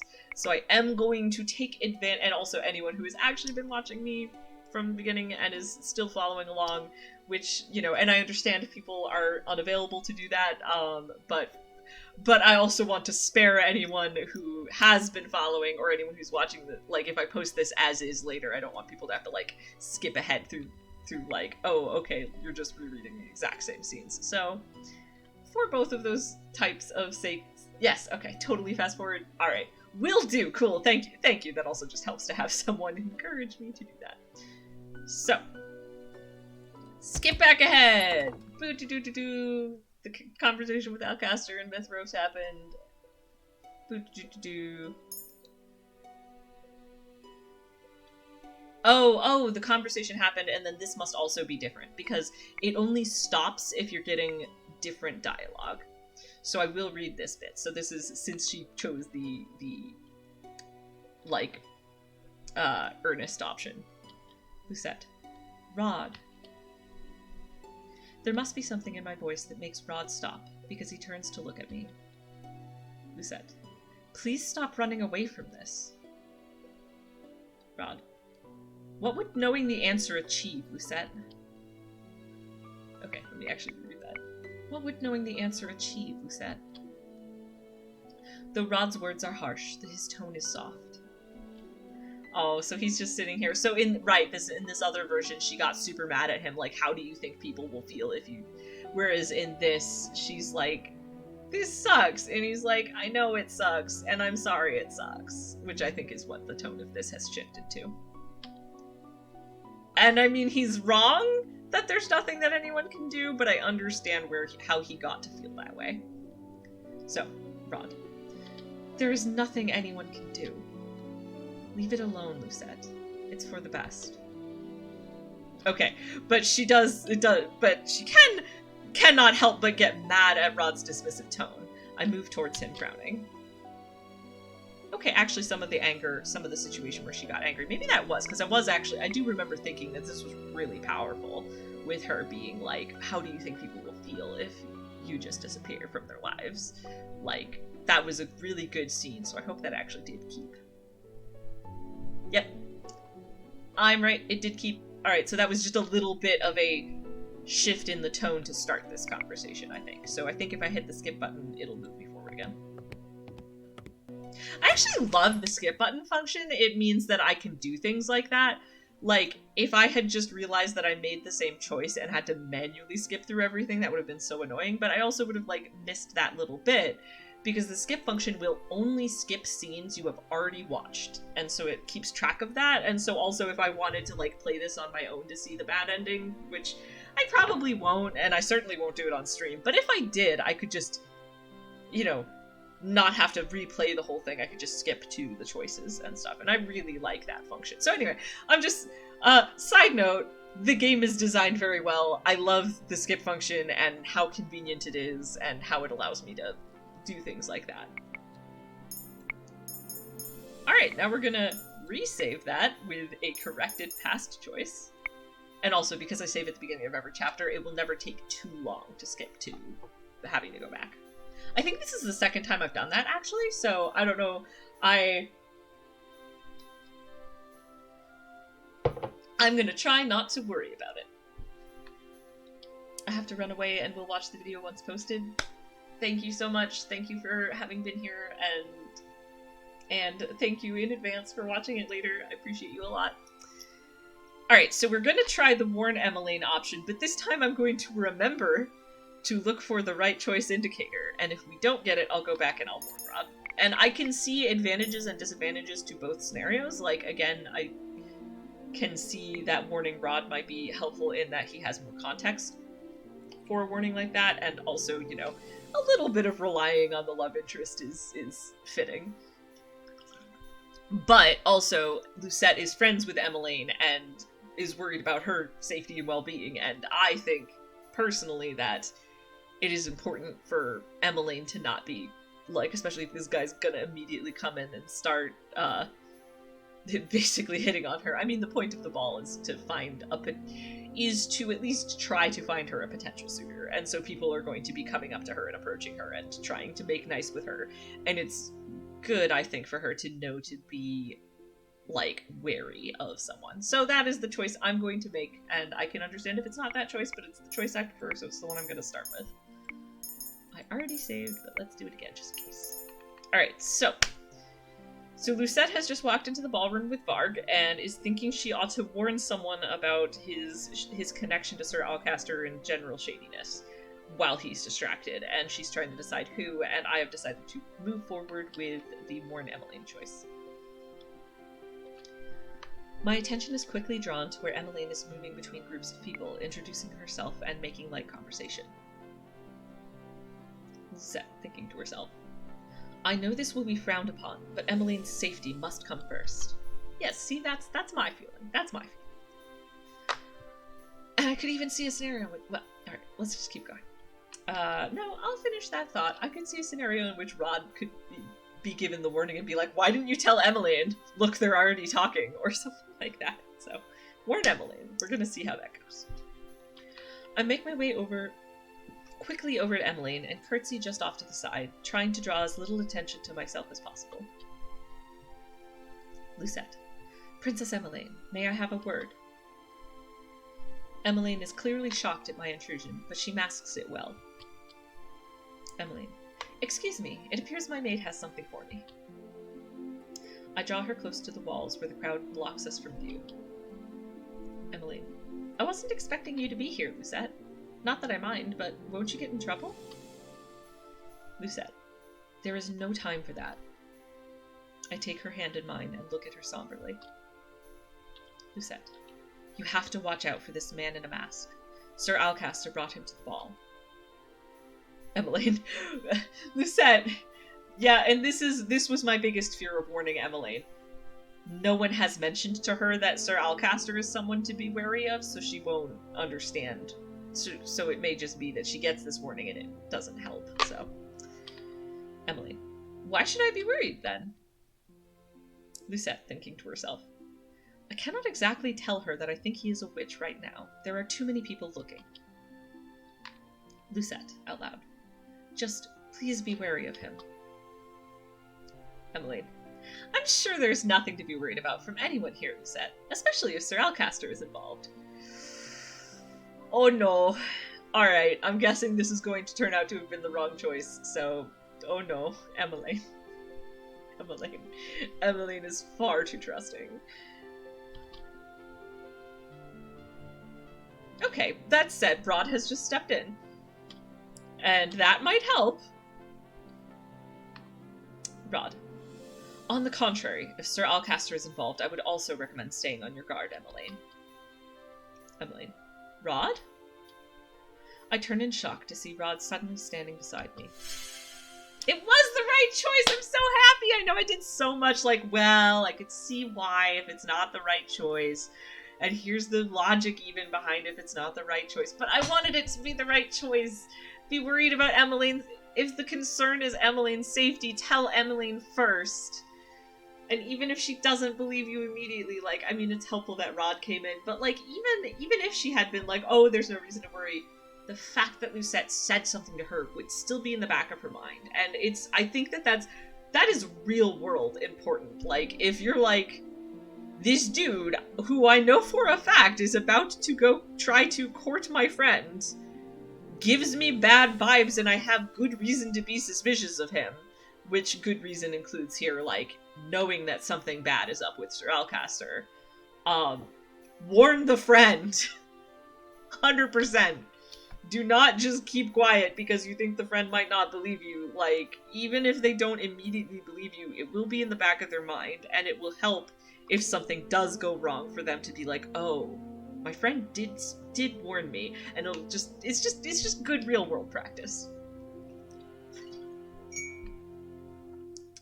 So I'm so happy that this worked out. And it also makes sense, like with the other scene where it's like there's been other scenes where this has happened, where Rod was actually following closely behind because he's very concerned with both, like, you know, of course he's, like, concerned with his sister and her well-being, but he's also very concerned with, like, Lucette, and so if Lucette and Emmeline are talking, it would make a lot of sense that Rod would notice that and immediately come over. So having him back up the warning helps even more, so. Alright, yes, okay. I'm so happy that that was the right choice.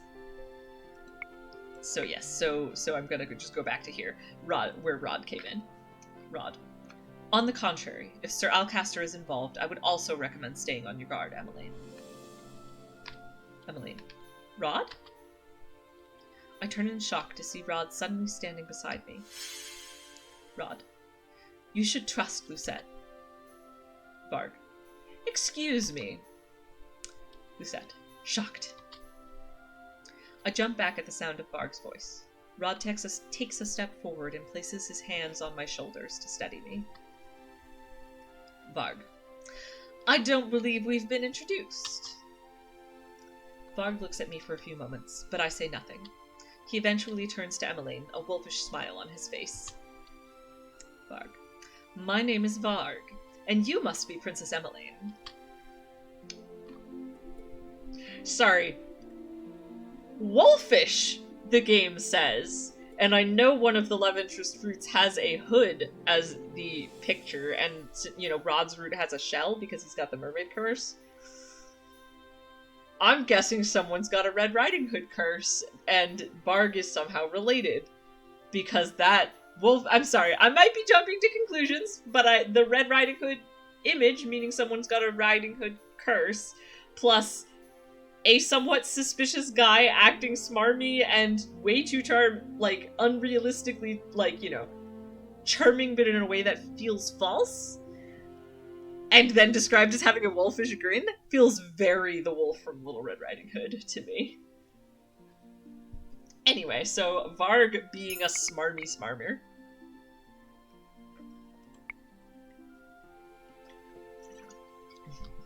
I'm gonna start from the beginning of his dialogue. 1 second, sorry.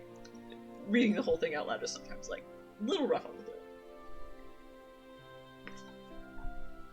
Alright, so starting back from the beginning of his dialogue. Varg. My name is Varg, and you must be Princess Emmeline. The tales of your beauty did not do you justice. Emmeline flushes as Varg reaches for her hand. He presses a kiss to the back of it, still grinning. I can feel Rod tense behind me. Varg. May I have the first dance? Emmeline bites down on her lower lip as she stares at him. I become acutely aware of just how quiet the throne room has become. Lucette, thinking to herself. She cannot refuse him with so many people watching her. I feel sick, but cannot bring myself to say anything more as Emmeline puts her hand in Varg's. Emmeline. I accept, Lord Varg. The moment Emmeline makes her way to the center of the dance floor, a man signals the band and the musicians start playing. Rod. This feels wrong. I can only nod as I watch Varg pull Emmeline closer. At first, it is just he and Emmeline dancing, but then other couples gradually trickle in to join them. Lucette, thinking to herself. I do not like this at all. Rod and I watch in silence as the first dance continues on. I know for a fact that Rod must see the dreamy smile. Oh, gosh. Sorry, that was just me interrupting to be like, oh no, as I read it. Rod and I watch in silence as the first dance continues on. I know for a fact that Rod must see the dreamy smile on Emmeline's face as certainly as I can. When the music stops, both of us move as one towards Emmeline. Even though the dance is over and Varg has released her, they still stand close together in the center of the room. The silence is interrupted when the double doors open, and Sir Alcaster, along with 2 knights, stalk into the center of the room where Emmeline and Varg stand. Their arrival causes an uneasy stir in the crowds. The king rises from his throne, eyebrows drawn. King Gennaro. Alcaster? Is there some kind of disturbance? Alcaster says nothing as the knights stationed around the room approach Emmeline and Varg and stand around them, encircling them. Emmeline's expression shifts from confusion to fear. The crowd becomes even more anxious. King Gennaro. Alcaster, explain this. Alcaster briefly glances at him, but says nothing. He turns back to his knights and snaps his fingers. The knights pull out their swords and point them at Emmeline. What? Rod. M! I reach out to grab Rod's hand before he can make his way to her. Lucette. Rod, it is too dangerous. Rod. I know, but... Lucette. Thoughtless actions have the potential to put Emmeline in even more danger. Rod's only response is to tighten his grip on my hand. I place my other hand over his to reassure him, and slowly but surely his grip begins to loosen. I turn my gaze back to the king. King Gennaro. Alcaster, stop this immediately. What do you think you are doing? Alcaster. Something I should have done a long time ago. I've been nothing but loyal to this kingdom, and all I have ever wanted was for Angiel to thrive. But ever since the queen died, this kingdom has become weak. It is because you are a weak ruler, Gennaro. King Gennaro. What? I've been trying not to interrupt for once because this has been a very intense scene, but I am going to just take a moment here to be like, although I strongly disagree with what Sir Alcaster is doing so far, he's not wrong. Gennaro is kind of a weak king. That's true. Alright, getting back, so I'm going to try not to interrupt this too much because this is clearly just a very tense scene, so. King Gennaro. What? Alcaster.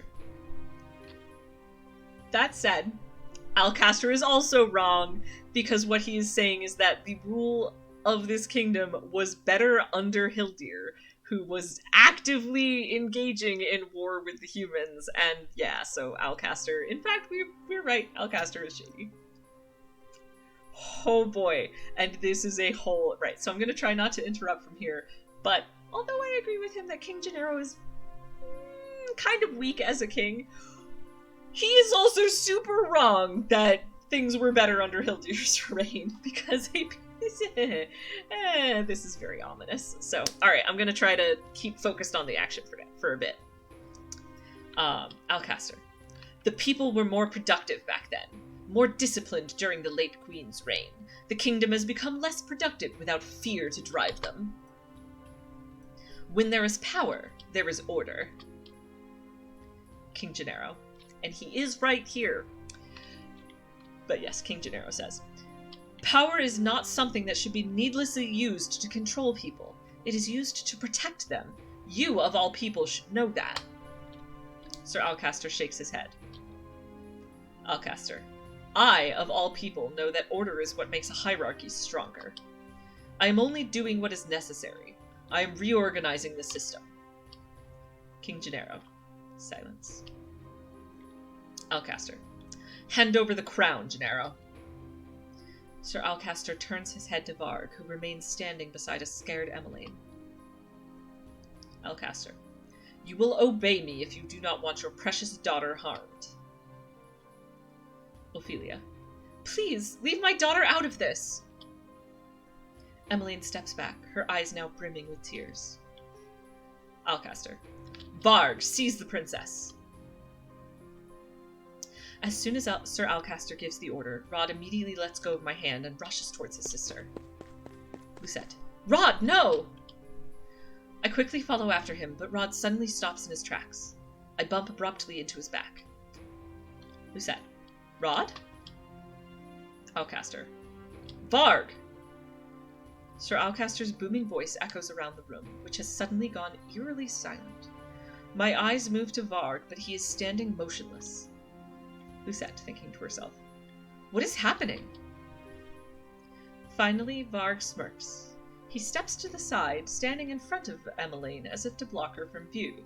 Okay, maybe I've been a little maybe Varg is turning... Okay, nope.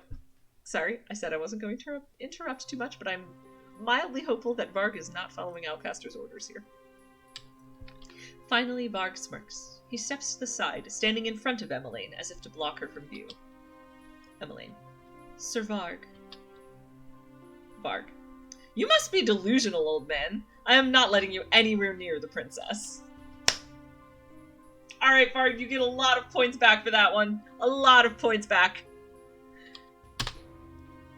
Alcaster. Shocked.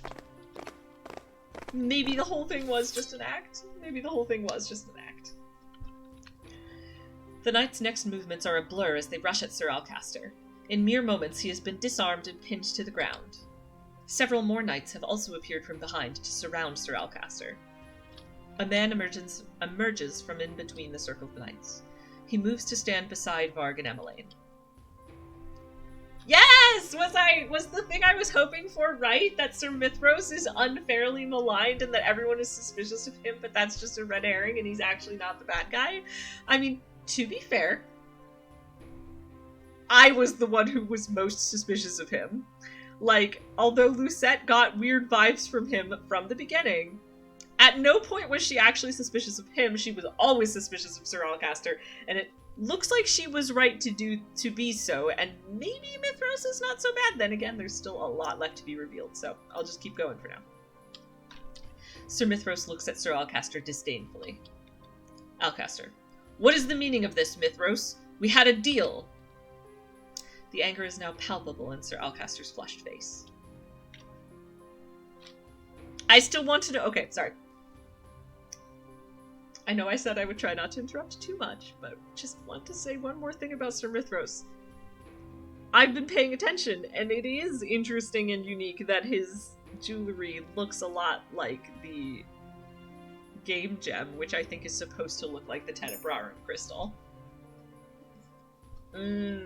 Oh, I bet we won't find out too much more about Sir Mithros, or we will find out more about him in other routes, so I'm actually kind of hoping we don't find out everything that's going on with this, and that we'll find out more in future routes, so this is exciting. This is exciting! Alright.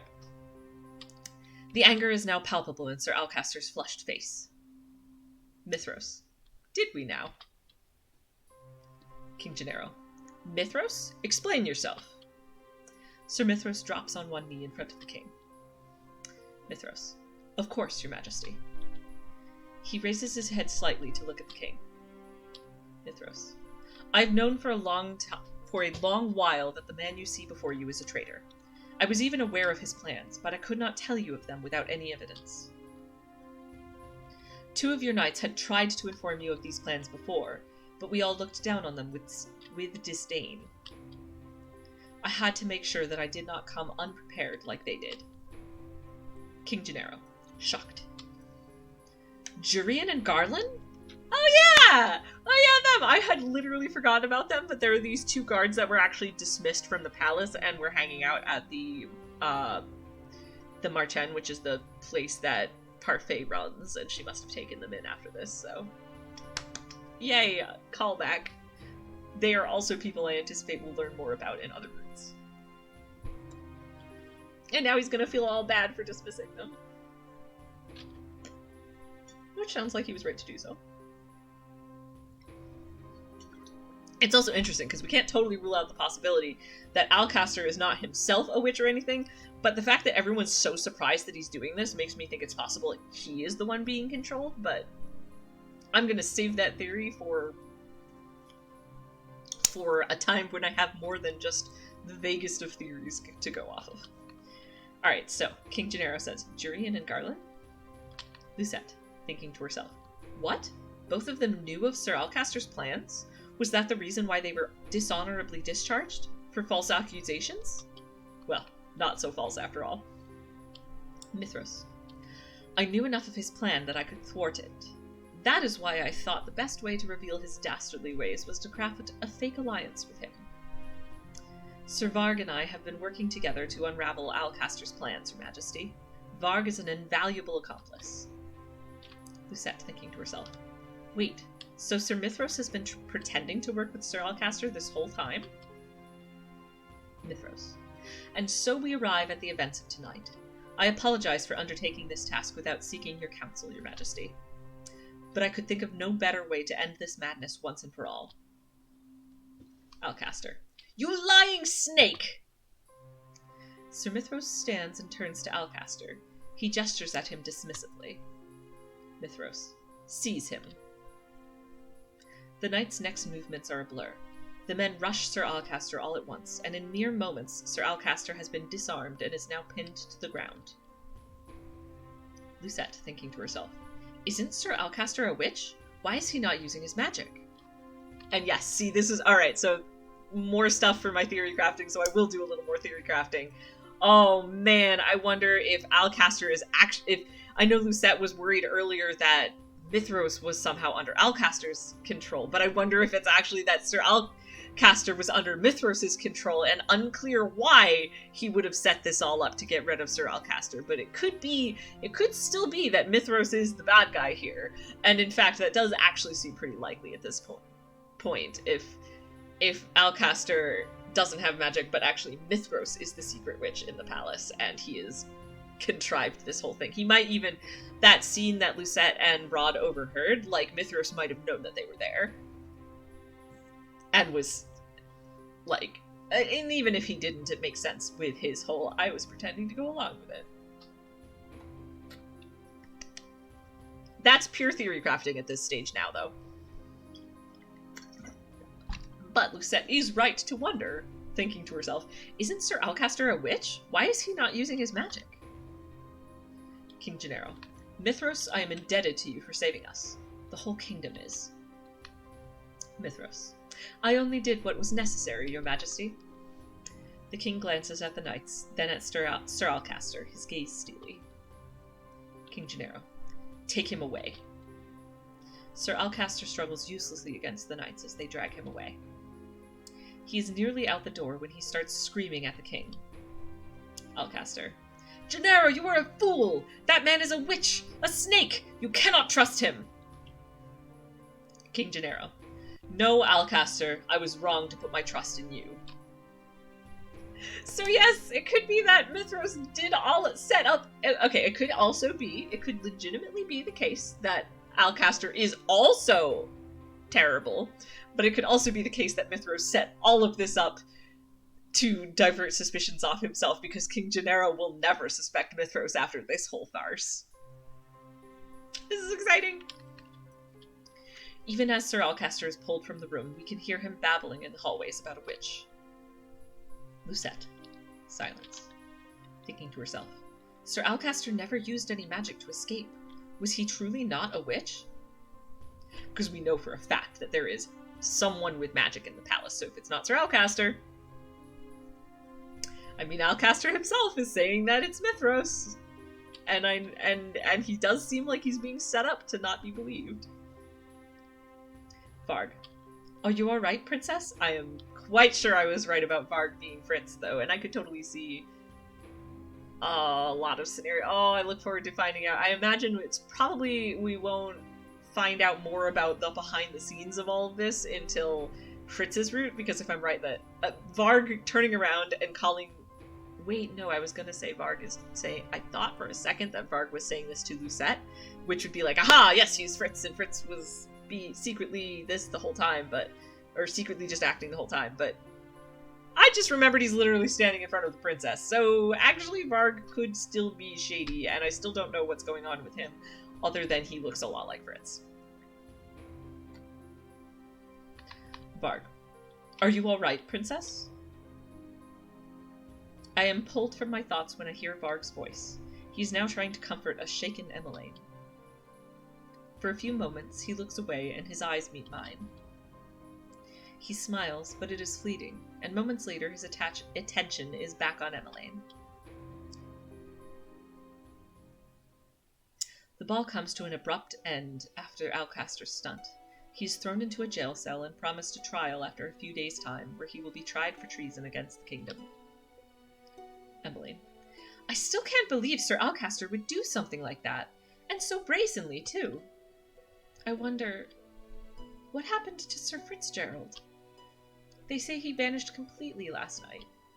Do you think he was working with his father? Lucette.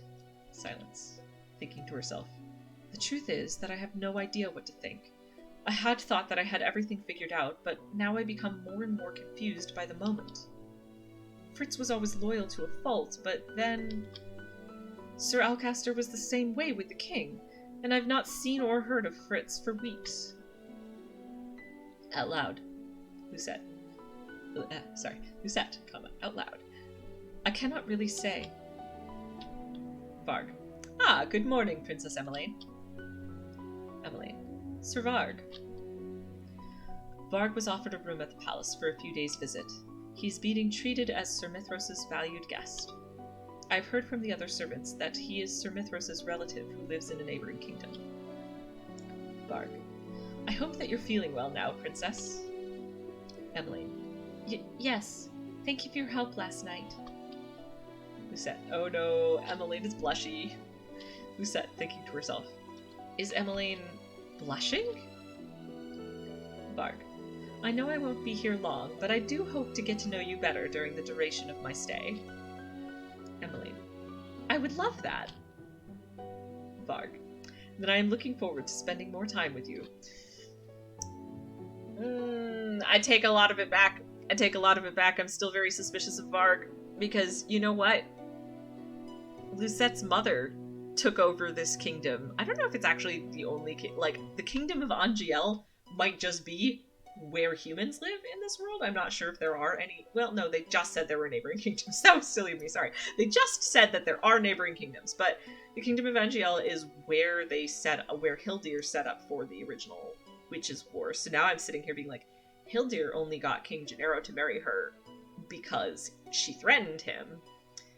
But Emmeline is this sweet and trusting young girl, and if Mithros' actual end goal is to take the kingdom of Angiel over again and set it up just like how Hildir had it, there is an easier way than threatening Emmeline. She is a sweet, innocent girl who could very easily be tricked into marrying someone shady.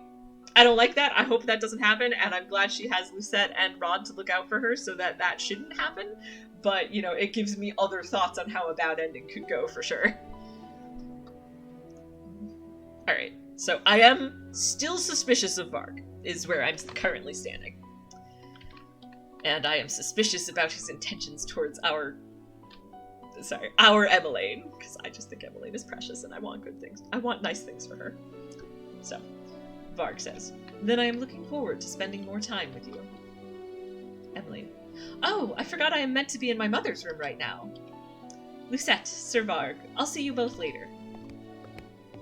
It's also important to remember, this is chapter 8, there's 2 whole entire more chapters to go, so many plot developments left to go. I curtsy as Emmeline walks off, leaving me alone with Varg. I cannot help but feel uneasy in his presence. Something about him puts me on edge. And that's how she felt about Mithros as well. Because I think Lucette actually has very good instincts. I mean, plus she's also literally is a witch by birth and probably has some magical instincts as well. She's just never been trained. Lucette thinking to herself, he makes me feel uncomfortable. Lucette out loud, excuse me, I have errands to attend to. Varg, wait. Before you head out, I have something to give you. Lucette, give me? I wonder if it's gonna be a letter from Fritz. Because if there was one thing that I do believe in, regardless of what's going on with Varg, regardless of Fritz's true identity, I do believe that Fritz earnestly cared about Lucette, at least in the beginning, when we saw him before.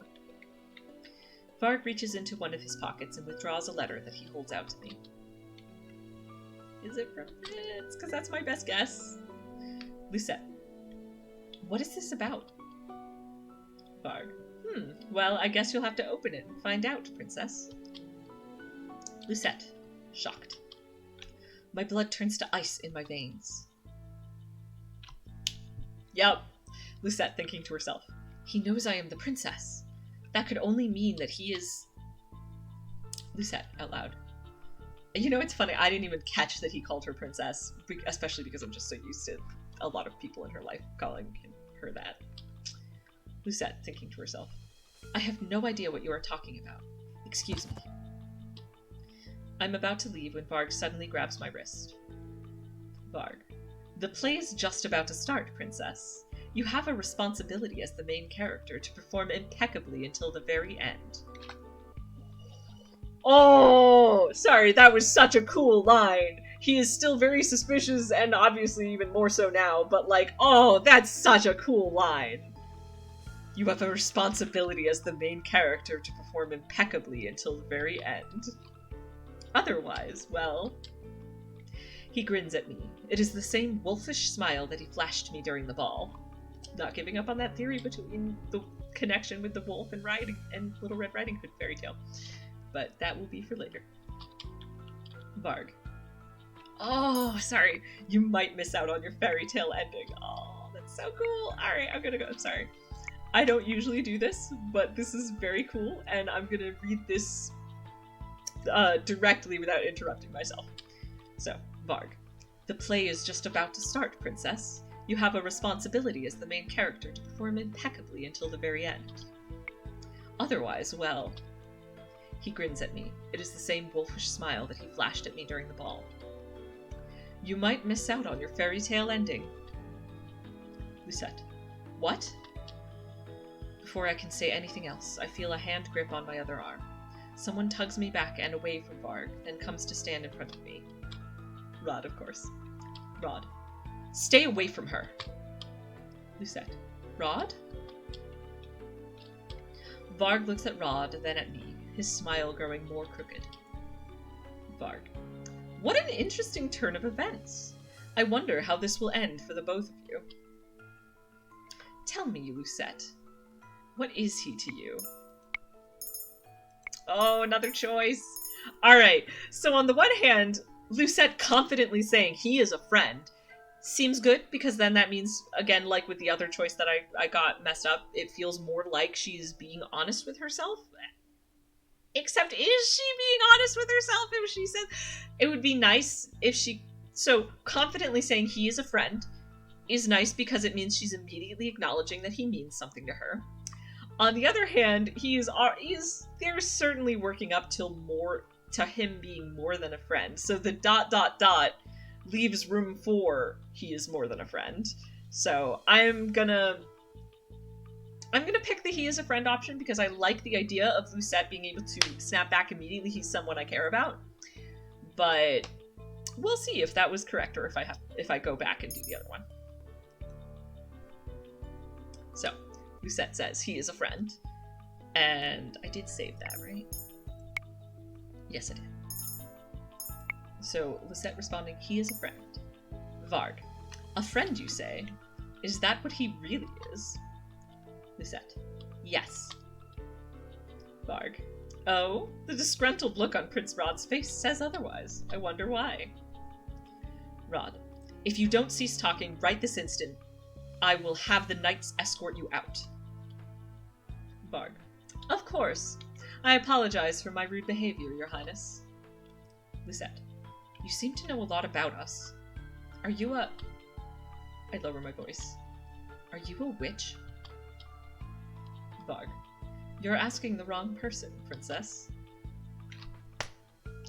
Mithros is probably the witch and Varg is probably cursed. Which would make a lot of sense if Varg is Fritz, and we know Fritz is probably cursed. And, Rod. Shocked. Rod. He knows who you really are? Okay, I think this has moved on sufficiently that I'm inclined to go back and try it the other way. Alright. It could be I was just not waiting long enough for the right choice indicator, but it feels like that response made it feel like I was right with my first instinct, that she's not going to be able to be honest enough with herself to admit fully that he's something more than a friend to her, but like, and therefore the ... might leave room for that interpretation. So, we're gonna try that, and then I'm gonna keep going, and if I hit that same point, without a choice indicator, it might be that I just jumped back too early, so we'll find out. So, we're going back to when Varg asked, tell me, Lucette, what is he to you? And responding, silence. not able to formulate an answer. Varg. No answer,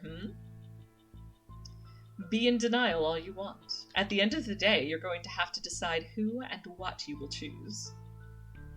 Lucette, thinking to herself. Who or what to choose? Yes! Leaving space. Yep, alright. So I was right the second time, where it is, he is a friend, is too quick. It's, although it's nice to have her immediately acknowledge that she cares about him, it's dismissing a little the burgeoning romance feelings between them a little too much, and so the silence is, I'm not ready to say what he actually is. And that's fair, where they're at right now.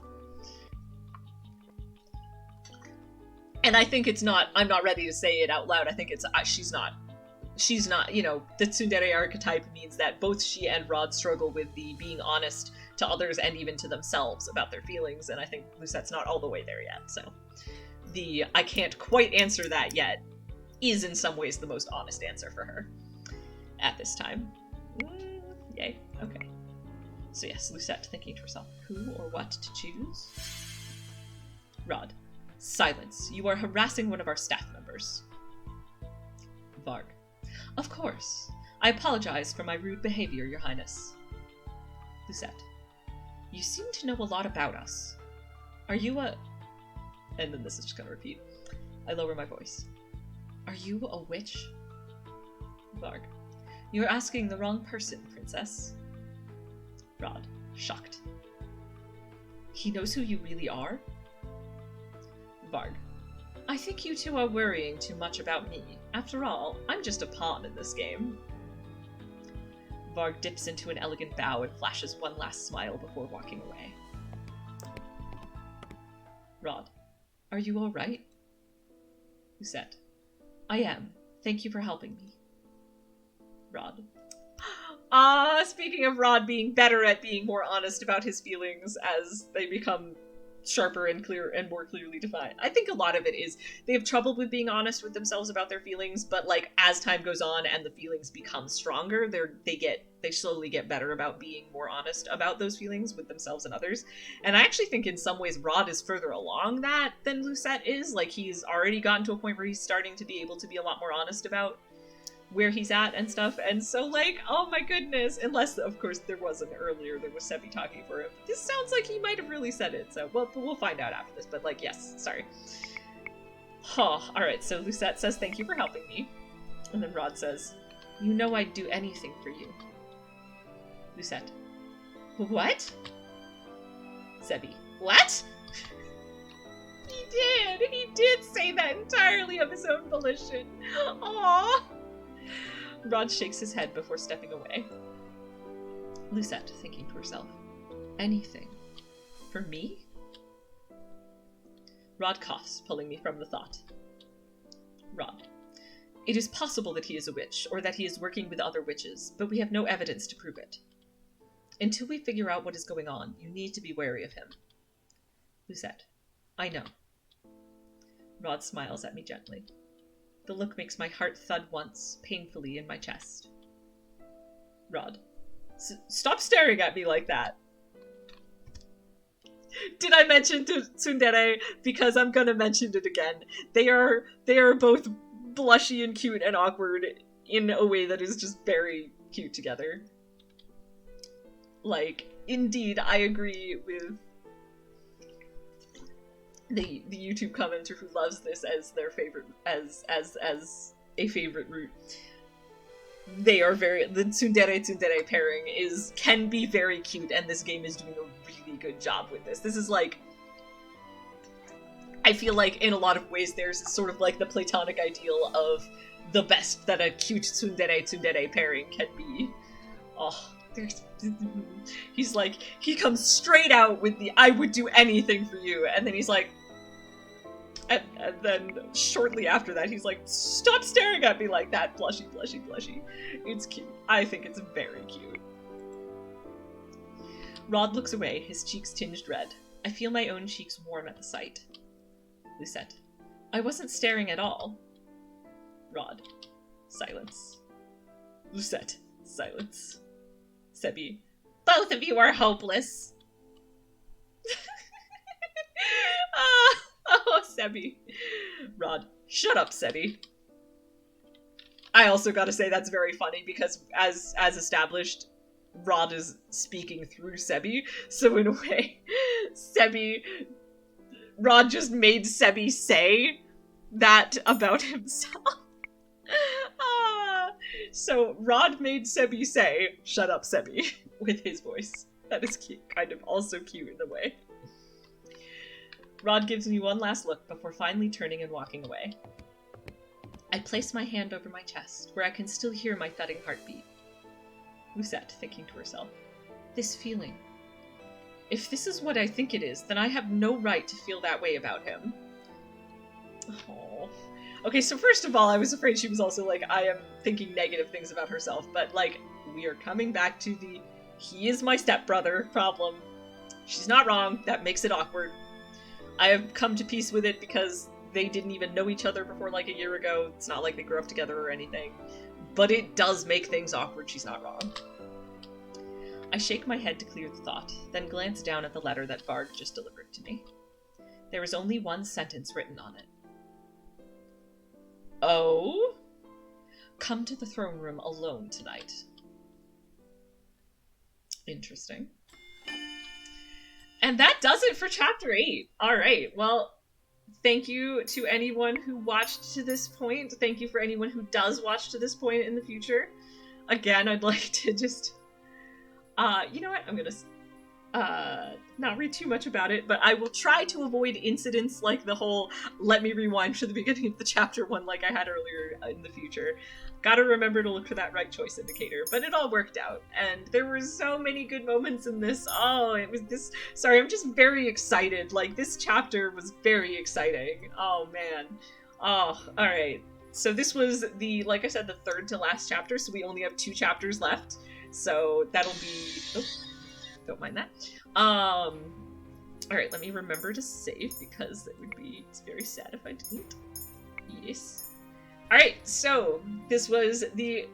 So next week and the week after are going to be the thrilling conclusion. So next week's going to be Chapter 9, and, like, I can tell, like, the pace of the story is definitely picking up. We're getting good, like, you know, hitting the climactic action sort of story structure.